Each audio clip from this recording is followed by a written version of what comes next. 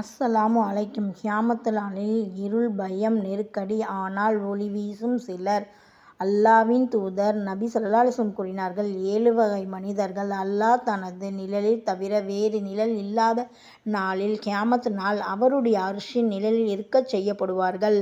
அதில் ஒருவர் இருந்து தனிமையில் அல்லாஹ்வை நினைத்து கண்களில் கண்ணீர் வரவழைத்தவர். கியாமத் நாள் என்பது மிகப்பெரிய ஒரு நாள். அந்த நாளில் நிலவும் இருள், வெயில், பயம் எல்லாவற்றையும் மிஞ்சும் சிலர் அல்லாஹ்வின் அர்ஷின் நிழலில் நிம்மதியாக இருப்பார்கள். அந்த பெருமை நமக்கும் கிடைக்கலாம். நேர்மையான தொழுகையில் நிலைத்திருக்கின்றோம் என்றால் இன்னும் நேரம் இருக்கிறது. நாம் இன்றே திரும்பலாம். அல்லாஹ்வை நினைத்து கண்களில் கண்ணீர் வரவைக்கும் அந்த கட்டத்தில் நாம் நின்றால் அல்லாஹ் நிழல் இருக்கச் செய்வான்.